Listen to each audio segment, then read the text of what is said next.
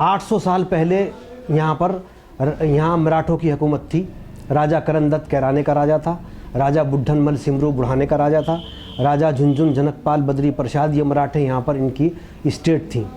तो सैयद महमूद शाह सैयद महमूद सब्ज़वारी रहमतुल्लाह अलैह तशरीफ़ लाए ईरान से, उनसे उनकी जंग हुई जी। वो किताबी शक्ल में मेरे पास महफूज है, वो मखतूता फ़ारसी में है, उसका तर्जुमा हो चुका है। उस पे जंग हुई और जंग इस तरफ हुई आपके बुढ़ाना की तरफ, उनका दो तदफीन हुई, धड़ जो गिरा जाके वहाँ बुढ़ाने में गिरा, ये हकीकत है। उनका बहुत अब सालाना वो होता है मेला वहाँ। और राजा बनहत राव बनहत का राजा था। मुजफ्फरनगर तो 1633 मुजफ्फरनगर की हिस्ट्री ये है, वेबसाइट पर भी मौजूद है, आप क्लिक करें मुजफ्फरनगर की तो जो मैं बता रहा हूँ वही आएगा। Muzaffarnagar was founded in 1633 with the land of Sujru and Sarwat pargana. Sarwat was the old pargana in the regime of Mughal period, Akbar के दौर में भी था। तो Sayyid Abul Muzaffar was the chief 10 Mughal emperor Shahjahan, ये कमांडर थे। ये दक्कन की जंग जीत के आए थे। उसके बाद में जब दक्कन की जंग जब जीत के आए तो उनको मुजफ्फरनगर का दारुल खिलाफा शाहजहाँबाद, ये दस्तावेज़ के अंदर ये लिखा है कि दारुल खिलाफा शाहजहाँबाद अता किया गया। दारुल खिलाफा शाहजहाँबाद में मुजफ्फरनगर आबाद हुआ, अभी बताता हूँ मैं आपको। और उनके जैसे ही उन्होंने मुजफ्फरनगर की बुनियाद रखी, उसके कुछ ही अरसे बाद उनका इंतकाल हो गया। फिर उनके लड़के साहबजादे, उनके बेटे मुनव्वर लश्कर ने उनके मिशन को आगे बढ़ाया और मुजफ्फरनगर को तौसी दी। इस तरीके से इसका असल नाम जो कहलाएंगे हम, उसका नाम जो है दारुल खिलाफा शाहजहाँबाद मुजफ्फरनगर बाई दी सैयद अबुल मुजफ्फर। उनके बेटे ने इसको किया और उसके बाद वो उनकी डेथ हो गई। उनका मकबरा ये जानसठ की तरफ रोड है, जानसठ रोड है, उसके पास बिहारी एक गांव है, यहाँ से तकरीबन 8 किलोमीटर दूर उनका रोड पे ही उनका मकबरा है। और उनकी अहलिया का मकबरा है सादात हॉस्टल के अंदर, बहूजी बेगम का, ये उनकी अहलिया का मकबरा है। उसके बाद मुजफ्फरनगर आबाद होता चला गया और यहाँ पर फिर सादात बाहरा, जानसठ के सादात बाहरा वो अलग ख़ानदान था, उनको भी जायदादें दी गई, 84 गांव दे के भेजा गया। और मुजफ्फरनगर इस तरीके से बढ़ता रहा और यहाँ मुसलमानों की पॉपुलेशन 90% पॉपुलेशन मुसलमानों की थी यहाँ जी, जो अब 45% है, क्योंकि यहाँ के लोगों ने माइग्रेट किया सन 47 में। तो फिर भी यहाँ पर मुसलमानों की जो पॉपुलेशन है 45% है। और अब मुसलमानों की, अच्छा आप 47 आज़ादी का, या आप अगर 1857 का कुछ बता सकें, यहाँ पे क्या हालात हुए थे, क्या कुछ इंसिडेंट हुआ? वैसे मुजफ्फरनगर के अंदर माइग्रेट कम किया गया लोगों ने, क्योंकि यहाँ मुजफ्फरनगर महफूज रहा, हाँ सेफ़ रहा यहाँ। हालांकि Nawabzada Liaquat Ali Khan first prime minister of Pakistan, वो मुजफ्फरनगर ही उनकी रियासत थी। हाँ वो बता दूँ मैं पहले आपके, सैयदों सादात को जब मुजफ्फरनगर दे दिया गया तो 1857 में सैयदों ने मुग़ल बादशाह बहादुर शाह ज़फ़र का साथ दिया गदर में। जब गदर में बहादुर शाह ज़फ़र का साथ दिया तो गदर नाकाम हो गया, अंग्रेज़ गालिब आ गया। उस पर नाराज़ हो, यहाँ पर अबूपुरे के अंदर अंग्रेज़ कलेक्टर का कत्ल कर दिया, अंग्रेज़ कोतवाल को मार दिया और कमांडर को मार दिया था। इससे गुस्से में अंग्रेज़ ने आने के बाद ज़्यादातर सादात की ज़्यादातें बहक़ सरकार ज़ब्त कर ली। ये एंट्री रेवेन्यू रिकॉर्ड में आज भी मौजूद है, जो मेरे पास उसकी कॉपी है, कि सारे सैयदों की जायदाद छीन के उनको फांसी पे चढ़ा दिया। ज़्यादातर को 52,000 उलमाए कराम को फांसी दे दी अंग्रेज़ ने, और जगह जगह पेड़ों पर लाशें ही लाशें थीं और सैयदों का जवाल वहाँ से शुरू हुआ।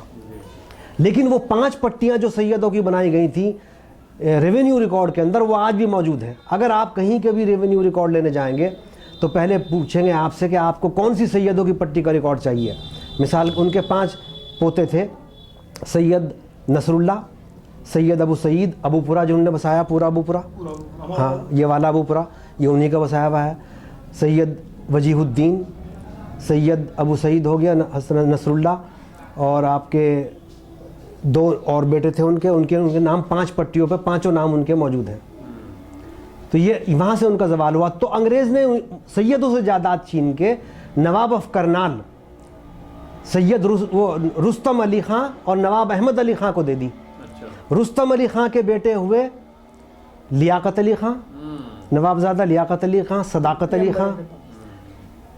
नवाबजादा लियाकत अली ख़ां की 2 कोठियाँ थीं, एक दिल्ली में है जिसमें अब इंडिया गेट पे उसका गुलेराना नाम है, जिसमें पाकिस्तानी एम्बेसडर रहता है। अच्छा। और कहकशां ये रही जीटी रोड पे कंपनी गार्डन के सामने, अच्छा। जो कस्टोडियन ने नीलाम कर दी। अच्छा। जो कस्टोडियन ने नीलाम कर दी वो नवाबजादा लियाकत अली ख़ां की थी। वो यहाँ से 15 अगस्त 1947 से पहले ही पाकिस्तान चले गए और वहाँ के प्राइम मिनिस्टर हुए। वहाँ उनको गोली मार दी गई। हाँ उनको। तो क्या पाकिस्तान या मुस्लिम लीग का मूवमेंट स्ट्रांग था यहाँ पर इस एरिया में? यहाँ हाँ नवाबजादा जी सब। जब फर्स्ट सन 1935 का इलेक्शन हुआ यहाँ पर, हिंदुस्तान के मुश्तरका संविधान कॉन्स्टिट्यूशन के तहत जब पहला अंग्रेज़ ने यहाँ फ्रीडम दिया और इलेक्शन कराए, तो उसमें नवाबजादा लियाकत अली ख़ां यहाँ से जीत के गए, मुस्लिम लीग जीती यहाँ से, और वो फाइनेंस मिनिस्टर बने सेंट्रल गवर्नमेंट में। यहाँ फाइनेंस मिनिस्टर 1935 में जी, सन 1935 के कॉन्स्टिट्यूशन जो बना था इंटरिम गवर्नमेंट का, उसमें मुस्लिम लीग यहाँ से जीती और उसको उनको वज़ीर यहाँ से वो बने। और कांग्रेस का भी यहाँ पर ज़ोर था, लेकिन इतना नहीं था जितना मुस्लिम लीग का था। अच्छा, आज़ादी के बाद क्या हालात रहे यहाँ पर, या पार्टीशन के दौरान क्या हालात रहे? पार्टीशन के अंदर मुजफ्फरनगर में कोई जानी माली नुकसान नहीं हुआ, चूँकि यहाँ नवाब पटियाला की फ़ौज बागी होके इधर आ गई थी और यहाँ पर एक महराजुद्दीन एसएसपी थे, उन्होंने उसको कंट्रोल करा और कैराने के पास यमुना के खादर पे जाके उसको फ़ौज को रोक दिया और उनको नेगोशिएशन करके बातचीत करके उनको वापस भेज दिया यहाँ से। यहाँ फ़ौज दाखिल नहीं हो सकी और यहाँ कोई जानी माली नुकसान, बराए नाम कोई इक्का दुक्का वाक़यात हुए हैं, लेकिन यहाँ पर कोई जानी माली नुकसान नहीं हुआ।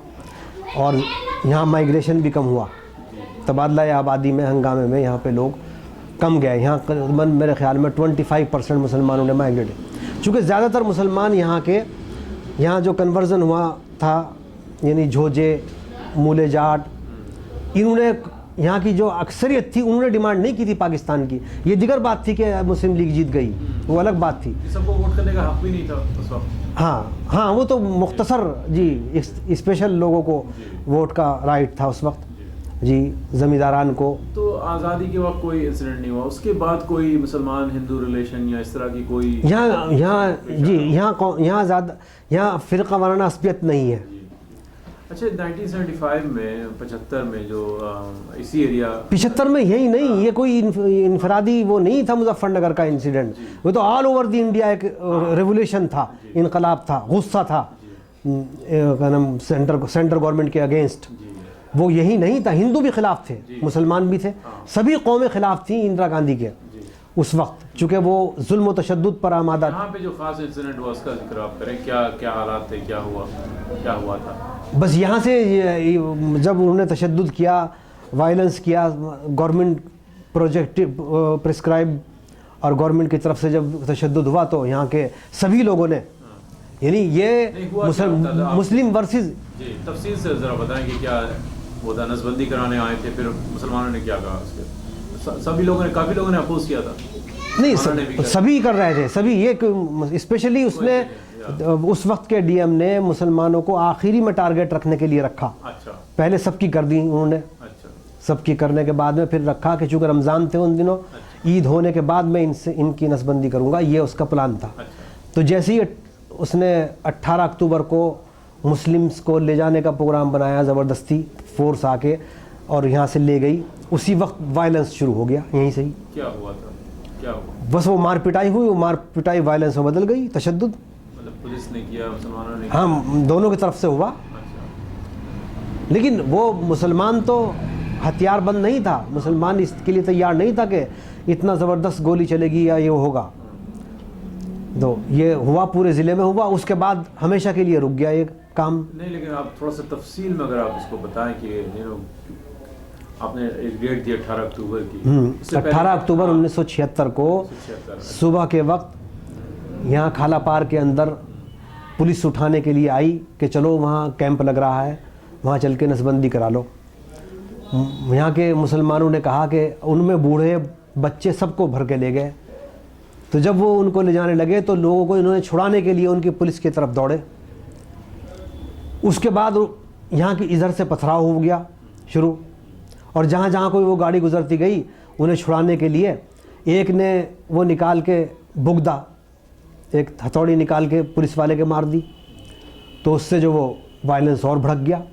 फिर पुलिस फोर्स आ गई और पुलिस फोर्स ने आके मतलब डायरेक्ट गोली चलानी शुरू कर दी, बिना किसी, ना कोई आंसू गैस छोड़ा गया, ना कोई वार्निंग दी गई, ना कोई लाठीचार्ज किया गया। उसने फ़ौरन जो है वो शुरू कर दिया। ये सारे फैक्ट्स जो है कमीशन के सामने आ चुके थे। उस वक्त के मुस्लिम लीडरान ने बहुत अच्छी पैरोकारी की थी केस को। फायरिंग की हुआ तो फिर कितने लोग मरे? हाँ, क्या हुआ? 52 52 लोग के था या बहुत सारे फायरिंग काफ़ी अलग अलग जगह पे हुई थी या सिर्फ एक? नहीं, यहाँ खालापार में सबसे ज़्यादा हुई, मल्लुपुरे में हुई, कुछ अफराद वहाँ मरे। अच्छा, तो कैराने के अंदर हुई। अच्छा, कैराने में भी हुई। और ये सारा एक रोज़ के अंदर ही? हाँ, एक रोज़ के अंदर जी। ये सब फिर यहाँ फिर ऑल ओवर दी इंडिया ये फिर वो नहीं, यहीं के फोकस करेंगे। तो फिर उसके बाद क्या हुआ नेक्स्ट डे या उस रात में? आपको बताया इम्पोज कर्फ्यू इम्पोज कर दिया गया और सबके निकलने पाबंदी लगा दी गई। फिर पुलिस का जुल्म तशद्दुद वायलेंस शुरू हुआ। तो इन लोगों का आप बताएं फिर बॉडीज़ वगैरह जो थी क्या हुआ, किस तरह से, कितने लोग ज़ख्मी हुए होंगे, उनका क्या हुआ, इलाज हुआ नहीं हुआ? हाँ, इलाज हुआ, सब हुआ, वो अस्पताल में भर्ती रहे। गिरफ्तारियाँ भी हुई, घर घर में से गिरफ्तारियाँ की गई, छोटों की बड़ों की, सबकी गिरफ्तारी करके और उनको ले गए। उनको जेलों में रखा, फिर उनकी बेल हुई, बाद में हुआ सब वो। अच्छा। हाँ, असल बात वो थी कि तमाम सब लोग, वो जो गवर्नमेंट थी उस वक्त की और या डीएम था उस वक्त, जो उसने तमाम रिपोर्ट उसके पास आई, पूरे ज़िला चढ़ाया था शहर की तरफ। अच्छा। कूच कर गया था। ये थी वजह। अच्छा। उसके रुकने की, इमीडिएट रुक गया जब ही वो। अगले नेक्स्ट डे से सारा प्रोग्राम रोक दिया गवर्नमेंट ने। उसने देखा इधर से भी लोग आ रहे हैं, इधर से भी लोग आ रहे हैं, इधर से भी लोग आ रहे हैं, तमाम शहर की तरफ कूच कर गए। मतलब वो पहले से ही इतना गुस्सा था लोगों के अंदर, हिंदू मुसलमान सभी लोगों ने। ये नहीं कि मुसलमानों ने इसमें मेन किरदार अदा किया, ऐसा कुछ नहीं। हाँ, मुसलमान नहीं, हिंदू भी शामिल थे इसमें, वो भी तंग आ चुके थे इससे, नसबंदी से। तो ये फिर आप लोगों ने इसका एहतजाज किया और कमीशन नहीं, यूपी गवर्नमेंट ने एक नफरी कमीशन कायम किया, मिश्रा कमीशन के कागजात और पेपर सब हैं यहाँ मौजूद हैं, यहाँ रखे हुए हैं कचहरी में। उसकी चली मिश्रा कमीशन की कार्रवाई चली तकरीबन 2-3 साल चली। फिर उस कलेक्टर ने ऑब्जेक्शन किया कि मुझे यहाँ जान का ख़तरा है। यहाँ से कमीशन उठ के फिर लखनऊ चला गया।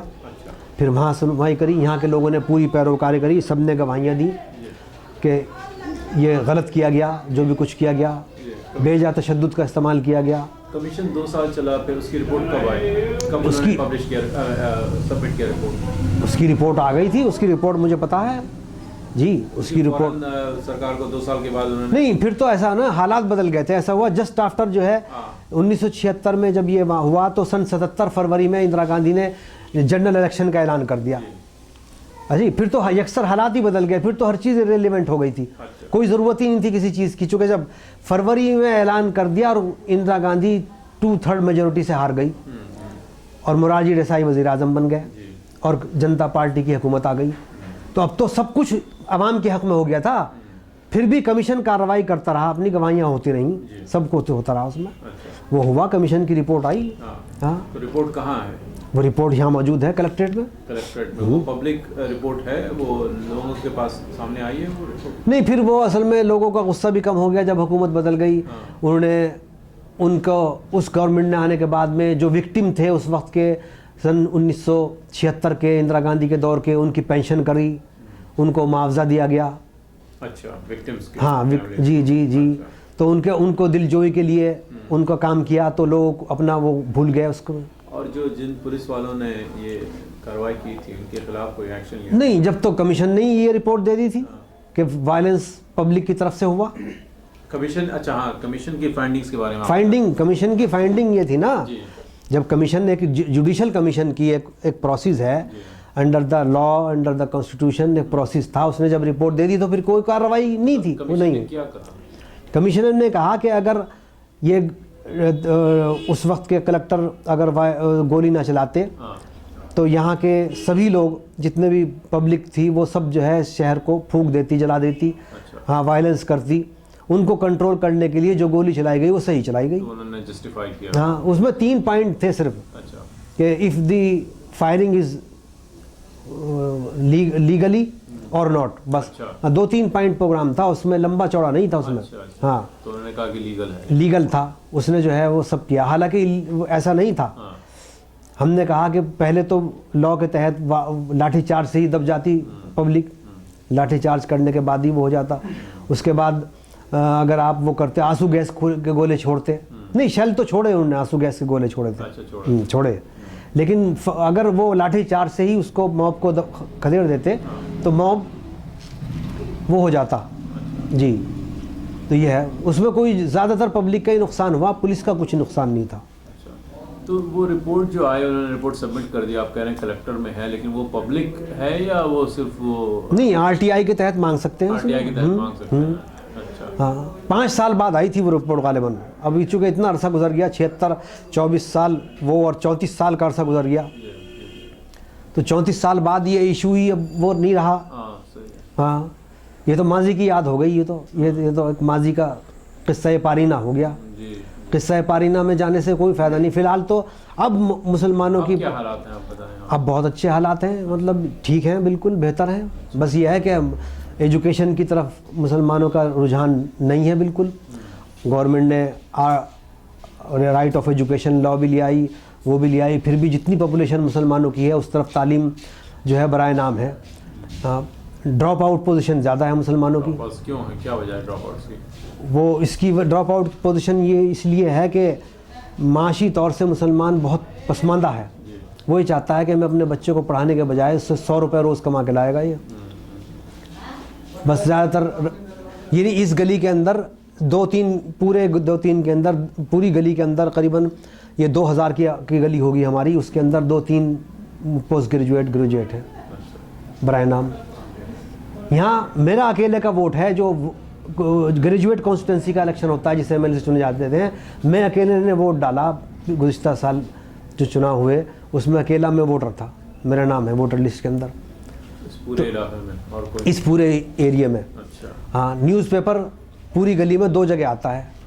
इंग्लिश न्यूज़पेपर मेरे यहाँ आता है, उर्दू का भी आता है, हिंदी का भी, तीनों ज़बान के न्यूज़पेपर बराए।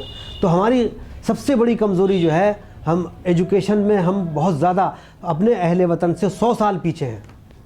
100 साल, 100 ईयर्स। लेकिन कुछ सूरत हाल बेहतर हो रही है, आपको ऐसा लगता है? हाँ, अब बेहतर हो रही है। मतलब ये एजुकेशन तो नहीं है, बात यही तो।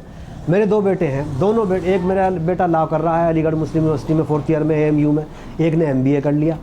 बात वो है कि हम हायर एजुकेशन की तरफ तो नहीं जा रहे। हम तो 8th क्लास पास किया और हमने स्कूल छोड़ देते हैं। हमारे यहाँ 80% पोजीशन ये है।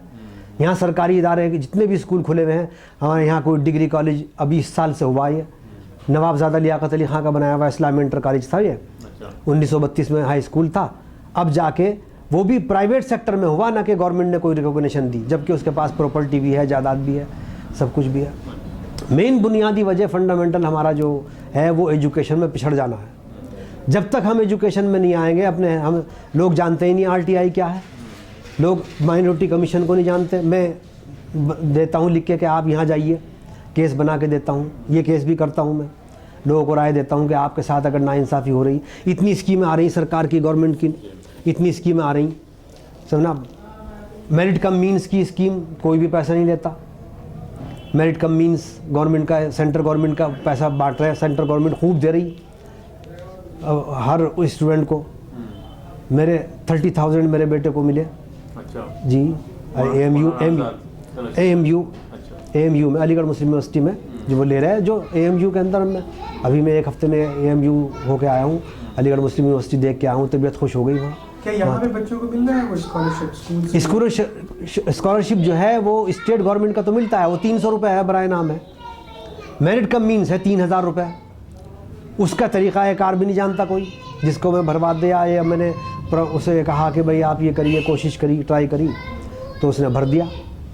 तो इस सबसे बड़ी हमारी जो पसमानदगी है, हमारी बैकवर्डनेस है, वो है कि हम एजुकेशन जब तक हम नहीं गेन करेंगे तो हमारी तरक्की और हमारा डेवलपमेंट नहीं हो सकता। 1857 के बाद दो मुसलमानों ने वो साने किया, एक तो दारुल उलूम देवबंद बना जो आपके करीब में है, और एक अलीगढ़ मुस्लिम यूनिवर्सिटी। तो एजुकेशन की आप बात कर रहे हैं, तो आप दो एक चॉइस थे मुसलमानों के पास। हमने एजुकेशन को दो फिरकों में, हमने जबकि ये कहा गया कि पढ़ो तुम्हें चाहती, वहाँ ये नहीं कहा गया। उस वक्त चीन के अंदर मॉडर्न एजुकेशन या दीनी तालीम नहीं थी, उस वक्त मॉडर्न एजुकेशन था जो हदीस पाक है कि तुम पढ़ो अगर तुम्हें चीन तक भी जाना पड़े।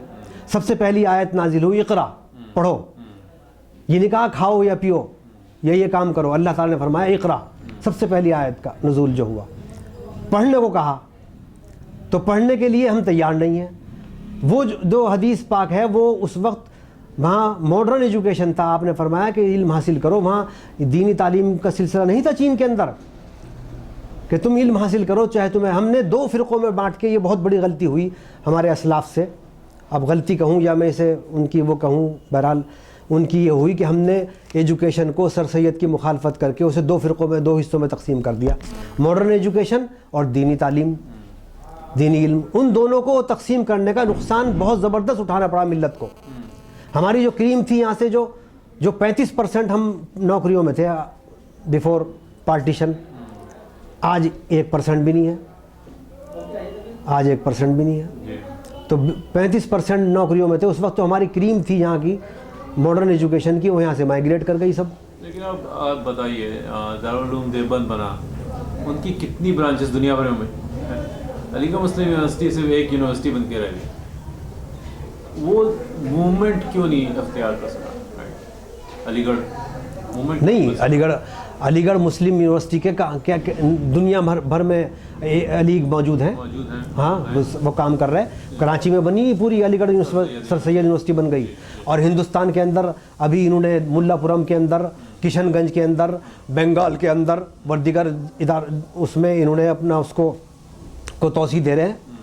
असल में उसका वजह ये रही कि उसके माइनॉरिटी करैक्टर की वजह थी। वह उनका कहना, तो आज भी कुछ लोगों का मानना है कि अगर इसकी ब्रांचेस खुलती रहीं तो इसका माइनॉरिटी करैक्टर ख़त्म हो जाएगा।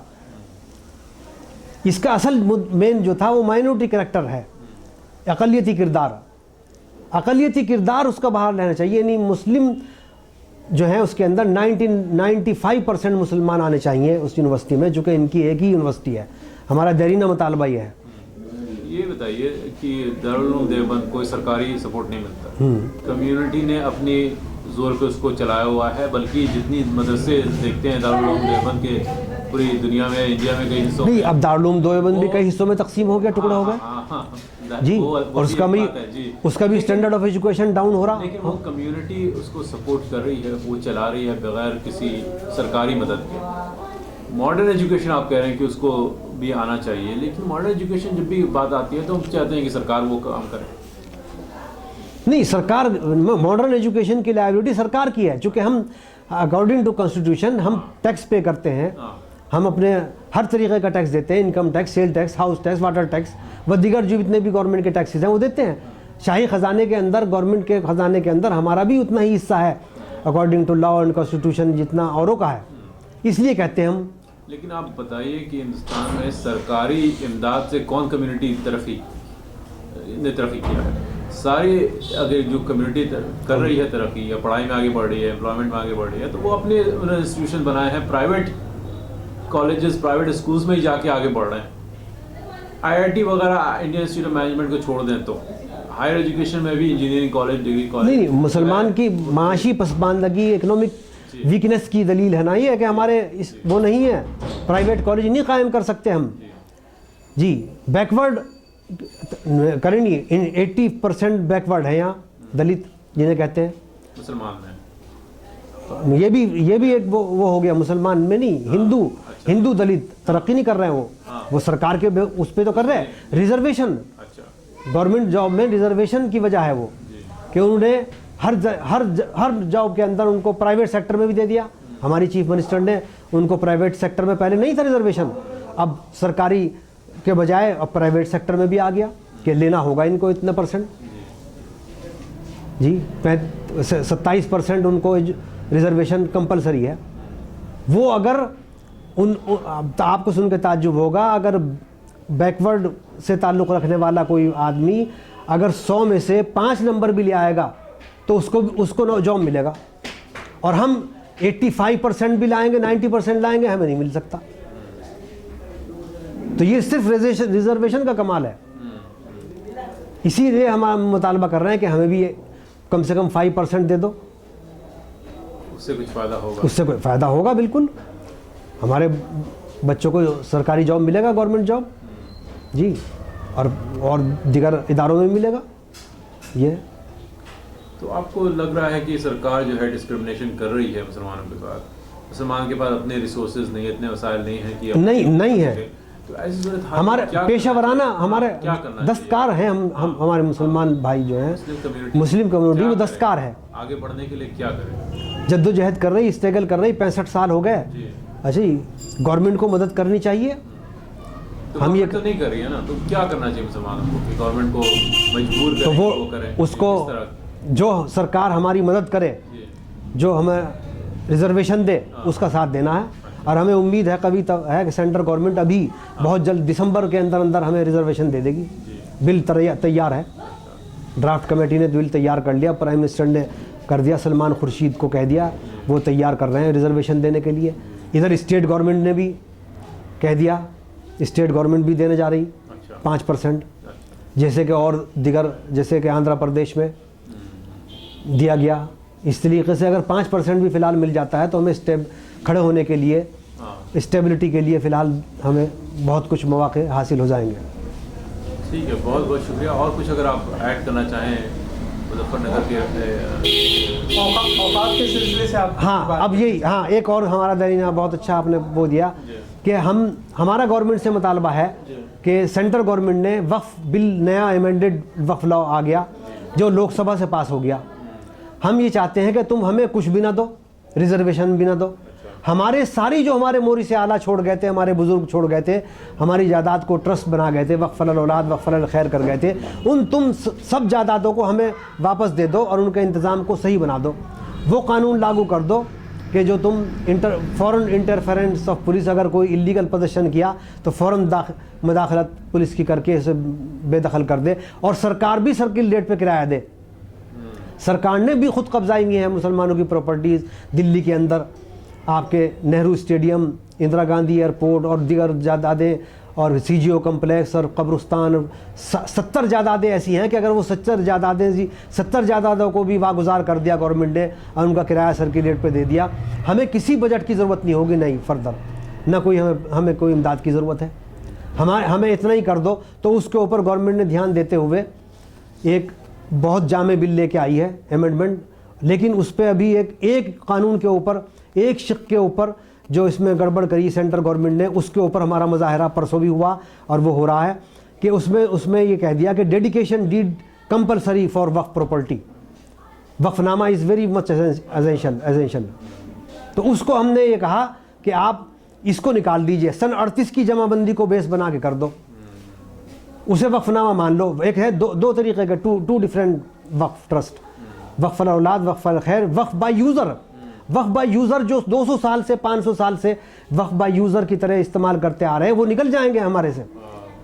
कई केसेस के अंदर मुस्लिम वक्फ बोर्ड हार गए केसेस।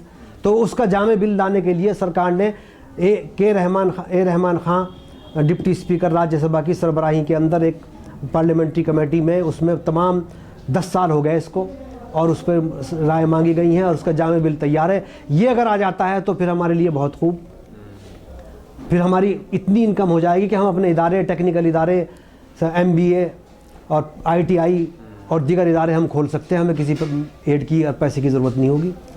इतनी जायदादें आज भी मुजफ्फरनगर के हैं, पूरे उत्तर प्रदेश के अंदर लाखों जायदादें, लाखों, और वक्फ बोर्ड को पूरे जामे इख्तियारात दे दें ठोस, फिर हमें कोई प्रॉब्लम नहीं है। आपकी आमद का बहुत बहुत शुक्रिया।